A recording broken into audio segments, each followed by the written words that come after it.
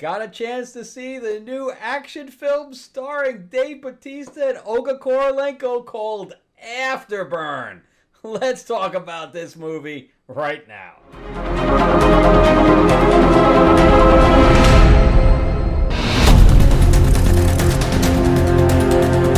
Welcome back to the channel, everyone, where we rant about movies, comic books, and television shows, as well as the occasional board game. I am your host, Frank Zanko, an award-winning screenwriter, novelist, and comic book writer, as well as a filmmaker. And yeah, we're going to talk about this movie, Afterburn. So, I normally scroll through and see. I knew I wasn't going to go see him this weekend because it just didn't appeal to me at all. And I wanted to see pretty much anything else that was out there. So my review for a big, bold, beautiful journey, of which I didn't care for that much. It had its moments. I'll put the review up there. And then I went to see Afterburn because it was an action film, and I'm a big fan of Olga Korolenko. Not so much Dave Bautista. I think Dave Bautista is good in an ensemble cast, but not as a lead. He is just not a leading man. And he just keeps getting cast into roles that really don't fit him, where somebody else in that role could have elevated the film. Instead, him being in it devolves it. And I feel bad for these filmmakers that are kind of stuck with him because they're getting financing based on his name, like the Mila Jovovich film that he was in the Badlands, or Into the Badlands, the Lost Lands, Into the Lost Lands. That movie had some good elements to it, and I even liked Mila Jovovich in the role, but he ruined it for me. His acting just ruined it. Like, him with Drax is fine because he's got all these other actors that elevate him, right? And, they'll take his bad acting and then, put their spin on it, and then it'll work, But him leading a role where he's got nobody else kind of pulling him up, it doesn't work. And Mila Jovovich is not a great actress. She's a good action actress. And the same thing with Olga Korolenko. She's not a great actress, but, she can do action. And she has a little bit of a charm to her, but she can't elevate him. And in fact, at some points, I think he brings her down. And the director on this, so first of all, this is based on a comic book series from like 2008. So I think it's still going to a certain degree, but I've never heard of it. And that's saying something because, as people know, I collect mostly independent comics. So for me not to know a book, that's saying something. But the storyline is that half the Earth was destroyed by a solar flare that's like a bunch of basically nuclear weapons going off. That's how much damage was done. So there's I don't know how that devolved the countries that survived, but it did. So it kind of turns into a Walking Dead type of apocalyptic type of world. So it's almost like a Mad Maxy type of thing, but not to that degree. So Jake, who is Dave Bautista's character, he basically goes into these areas and finds these pieces of art or these relics or whatever. So he's basically a relic hunter of the older time. Like he finds a Stradivarius violin and he has to fight off some guys for it. Like the beginning scene is probably the best scene where he has to get into it. I'm going to do spoilers here because nobody's going to see this movie. Nobody. In fact, I went to Rotten Tomatoes and there's like only a few. There's not even enough reviews to give it a rating. So I don't think anybody's going to go see this film. The other problem is that it's a $50 million budget. A $50 million budget. My God. why. The funny thing too is that I looked online and supposedly it's made $100 million already. I don't know if that's just was something that was estimated or if they actually sold international rights for that amount of money. I would find that very, very surprising if they were able to do that and actually make their money back from pre-sales. That seems like a lot of pre-sales. I don't think it's true. I've never seen pre-sales to that amount. But anyway, so I was expecting like a film, kind of like a Tomb Raider or whatever, where he's got to, find certain things, or even like a National Treasure, where he has to, like even the beginning, he finds a secret door, he goes into a vault, he finds another door inside the vault, he has to do research about how to get the thing. I thought all the electronics had been destroyed in the solar flare, but apparently not, because the code on the thing still worked. I don't know. On the safe. Wouldn't that be electronic? So what the fuck do I know? But, all the resources are scarce and stuff like this, and this is how he gets food and, records and whatever he wants, they trade for.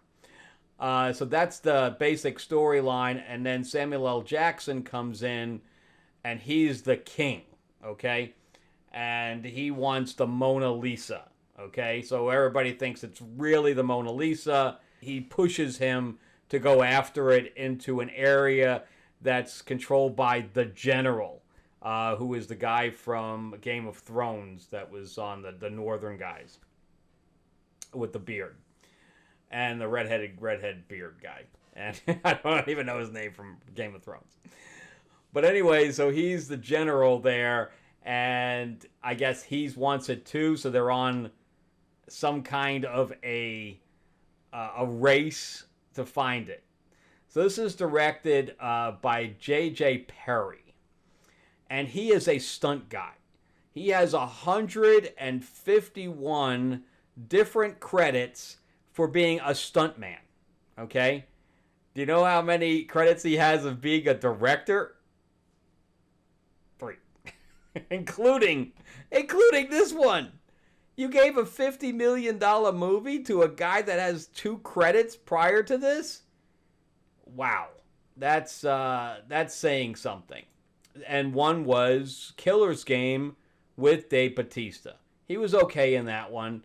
He thought he was dying. I thought he was okay cast with that one.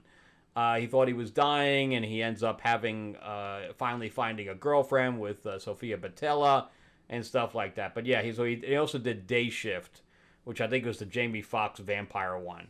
So he's a mid-level director. I mean, to me he's not even a good director. So, and I'll tell you an example. So he has to go almost Mission Impossible style down into the shaft as a fan, and Olga Kurylenko has to destroy the solar panels to stop the fan. Although I think the solar panels, it's not an immediate thing. Don't they charge? Don't they charge the power? They don't really, because then if that happened at night, you wouldn't have any power. It didn't make any sense. So anyway, she has to destroy the solar panels, which shuts off the power instantly, which again makes no sense. And he's coming down, and the rope is starting to break, right? So a good director would create tension.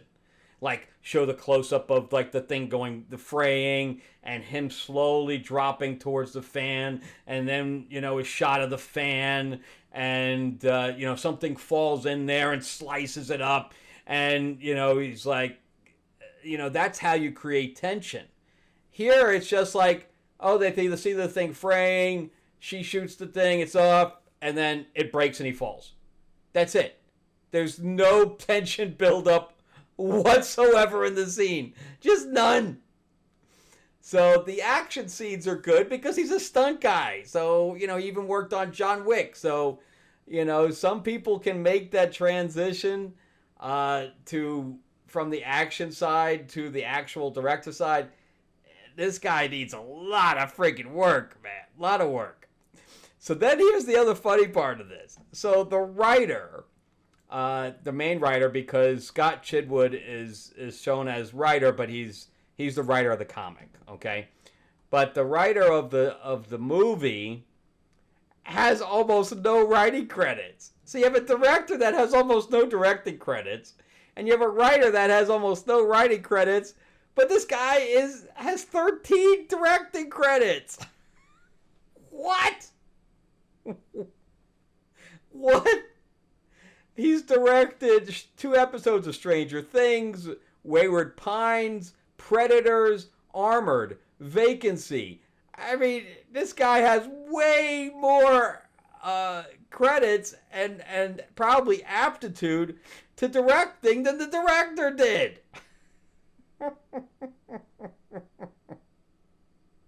It makes no sense. No sense. Anyway, before we go into my rating here, remember to give me a like, give me a thumbs up if you can. If you can subscribe, please do. Ring that bell, ding, ding. And share this video out there because nobody's been heard of this thing. Also remember, too, that I'm a writer myself, so check out some of the stuff that I've written. You can go type my name into Amazon or click the link in the description below. You'll see my 4-novel quadrilogy, sci-fi. It's an epic sci-fi, so if you like fantasy, like Star Trek, Star Wars, Guardians of the Galaxy, it's got a little bit of everything in there. It's got some chuckles in there, as well as called Destiny Aurora, which is the name of the ship. It was made into a board game, an RPG, a graphic novel. It's on Audible. It's pretty much everywhere. And also my YA fantasy novel, Tales of Ravenor, the Iron Witch. So if you like Game of Thrones, Lord of the Rings, all that stuff, it's got dragons, it's got magic, it's got all this stuff in it. So you'll probably really like that if you like the fantasy side. Plus my comic book, graphic novel, Fairy Tales of Terror, is doing very well. We're about to break 8,500, and we're going to be releasing an STL figure for Tiger Lily. We already have one already unlocked for Psycho Cinderella, because we have Psycho Cinderella in here and Killer Captain Hook. They're leaving bodies throughout New York City. They're being chased by Neverland's Tiger Lily because they have a nefarious plot which we haven't revealed yet. So it's lots of fun, but we're fully funded. And I think we're probably going to end up closer to $9,000 or $10,000. So definitely jump in there and get your copy. We also have digital if you live outside the country, whatever. So definitely jump in there. It's going to be great. We only have 6 days left, so don't wait. QR code is here. Link in the description below. All right, so let's jump back into this disaster of a movie. So I'm a big fan of Olga Kurylenko. I did meet her in Dubai when I went to the film festival there. I got a bunch of stories about my trip to Dubai. But anyway, it was probably, 2009, something like that. But anyway, so she's a very nice lady, very tall too. Especially with heels on. She didn't have any heels in this thing, and she almost matched his height even without the heels. But anyway, I wish I had seen more fight scenes with her. We really don't get to see much of her. Unfortunately. And of course, so we have Samuel L. Jackson, who probably is the best actor in here. And then there's another girl that plays her like his right-hand man or right-hand girl named Fuentes. And even though she's not Spanish, her name is Eden Epstein. That tells you that she's not Spanish to have a name like Fuentes. But she's from Sweet Bitter and C. She has 16 episodes of C, S-E-E. I guess that's an Apple Plus show. But she's very good. But those two definitely are way better actors than the main 2 actors. And then Daniel Bernhardt, he's like a stunt guy. I've seen him in like 3 movies now back to back. He was just in Ballerina. He's been in John Wick. He's been in Atomic Blonde. Just a bunch of stuff. He was just in Nobody 2. So yeah, so he pops up a lot. But he was also in Killer's Game with Bautista, who was directed by the same director. That's how all this kind of came about. But I still can't believe anybody gave these guys $50 million. I find that so hard to believe. And yes, the set pieces are really good. So the set pieces are good. Because they had to create this apocalyptic world. And they created this really kind of cool car, and there's a bunch of explosions and stuff like that, which I think a lot of them are CGI. Some of them look like kind of fake. But they spend more time with the traveling. I was bored. All they were doing was sitting in the car. I fell asleep like a couple of times with them just driving around. I'm like, I'm in an action movie and all they're doing is driving around. And here's the problem with the writing. So the directing was bad, and the writing was bad, and then the acting was mediocre with an actor who probably didn't fit the role. You needed in that role. That's why I wanted to know if the writers of, because I guess Gerard Butler was supposed to be in it originally, because I went through the publisher's website, and it first says a major motion picture with Gerard Butler. Then later on, if you scroll down further, then it says Dave Bautista and Samuel L. Jackson. And of course, Samuel L. Jackson has a very, very small part in here, but I think he's only a couple of scenes, 2-3 scenes in the whole movie. I want to know if they were happy with this, because I mean, the plot is horrible. It's just horrible. And then he tries to do the Die Hard thing where he's climbing into, it's like 2 or 3 times he says the same thing. He goes, "Oh, I said this was going to be a bad idea. Oh, and I'm going to be the clerk or whatever," because he said he was going to give him a title, clerk of a cultural appropriation, which of course is a joke within itself. Whatever. But I can't imagine these guys being happy with this. But normally, so the storyline is that he's got to go get, his whole deal is that he wants to have his boat done so that he can go sail, right, in the middle of the ocean. Is it radioactive? I don't know how that even works with a solar flare. Are there any oceans? Would it be just evaporated? I don't even know how that would work. But usually if you have a solar flare to that degree on one side of the planet, doesn't it fuck up the entire ecosystem of the whole entire planet? I don't know. I have to do some research on that. But anyway, so his big thing is that he wants to be on a boat. So he's rebuilding this boat. That's it. That's his whole thing.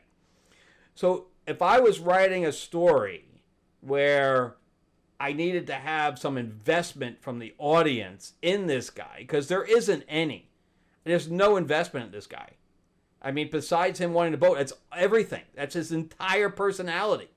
We don't know about his past. We don't know if he was in love with somebody. We don't know if he has parents that are dead. We don't know anything about this guy. We don't know anything about Olga Korolenko either. Nothing. Did she have kids?